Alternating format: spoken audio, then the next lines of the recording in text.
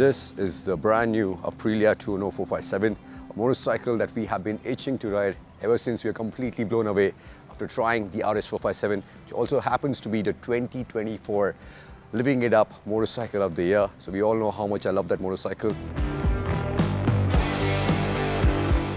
That's why I was itching to ride this. This is essentially the naked variant of the RS 457, which means it doesn't get the fairing. You can see the complete engine block. As you can see, you have a completely new headlight assembly as well, which, to be honest, I'm not very fond of. I loved the twin headlight assembly on the RS 457. I so wish they'd continue to do the same thing. Not a big fan of this design, but other than that, you also get the raised handlebar, which is what you would expect on a naked motorcycle. Also at the back, the rear sprocket is slightly bigger by one tooth to spice things up and make the Tuono a little more exciting, as you would expect a naked to be. But other than that, the rest of the motorcycle is exactly the same. You have the same brakes, you have the same suspension, which is adjustable for preload. You get the same sticky tires. Even the ergonomics are essentially the same, other than the raised handlebar. But the foot peg position is exactly the same, the seat is exactly the same. The tank is slightly revised. It is slightly lower in capacity, it's 12.7 litres compared to 13 litres on the RS 457. And they've mainly done that to make the ergonomics that much better and a little more upright and more comfortable for longer distances. But that's my point. If you have ditched the headlight and even the tank size is less, there is no curb weight gain which has come, because in terms of curb weight, this is exactly the same as on the RS 457. So I really don't think this was necessary. They should have just continued with the twin headlight assembly as a part of the bikini fairing, which is a part of the Tuono tradition.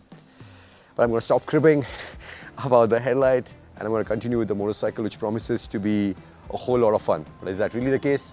Let's go find out.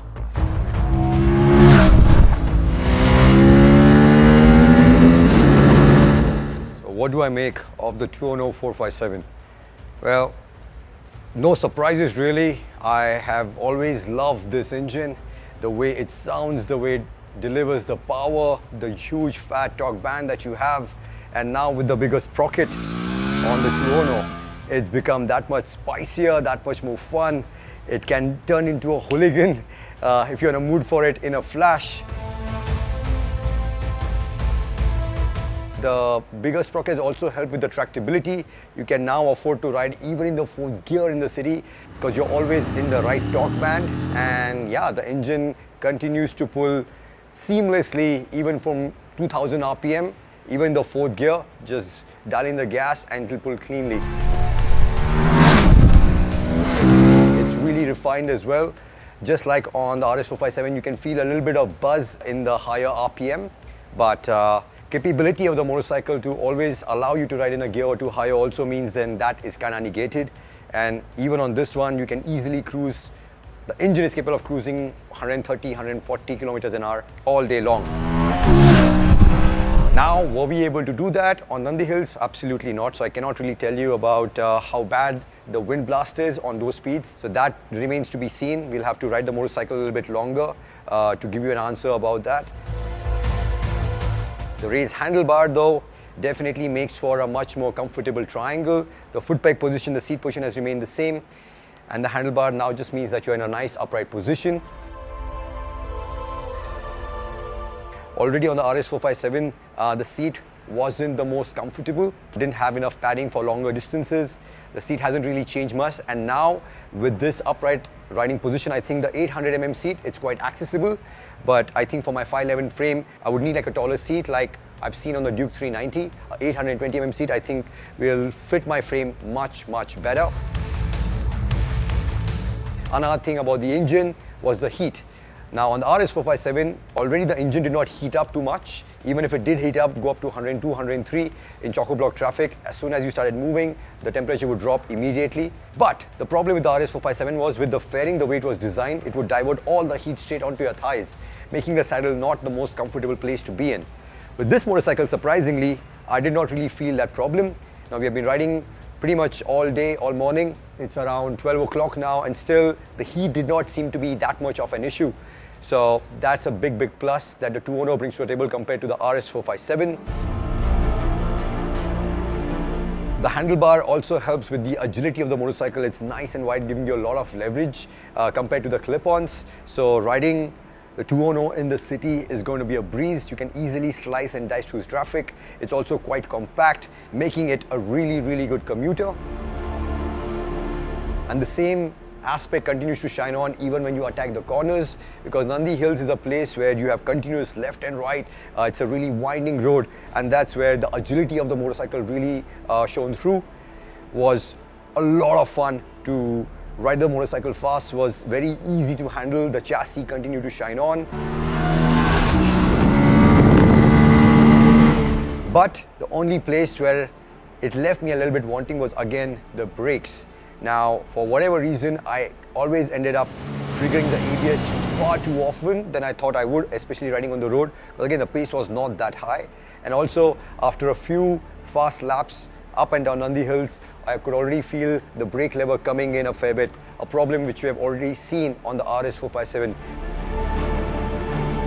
On the track, I can kind of understand, but for the road, the front lever has no business coming so far inside. So there's definitely some problem there. To the best of my knowledge, this one still has the same sintered pads at the front. You have the same Pro Torque tires. So I'm probably thinking it's just the master cylinder which will help restricting the lever coming in and also improving the feel of the brake. Which brings us to the million-dollar question. Does it justify its 3.95 lakh price tag? If you ask me personally, I'm a greedy person and I would have wished for it to be at least another 10 or 15,000 cheaper compared to the RS457. But I don't think it's completely fair, because already the pricing for the RS457 was very, very competitive for the machine, the amazing machine that it is, especially this amazing parallel twin engine. So yeah, I think the Tuono, for its price tag, it definitely delivers. The only problem it has is that its direct competitor, the KTM Duke 390, now has become cheaper still and is now a whole 1 lakh cheaper compared to this. And not to mention, yeah, it's a single cylinder, makes slightly less power and torque, but it does bring to the table cornering function in terms of cornering ABS and cornering traction control, which the Tuono does not offer you.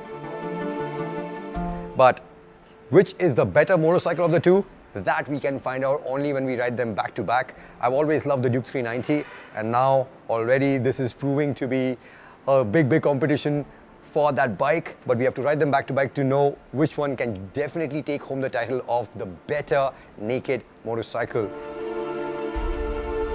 But until then, thank you so much for watching. Let me know what you think of the Tuono, and if you have any further questions, do hit me up in the comment section and I'll get back to you as soon as I can. Until then, ciao.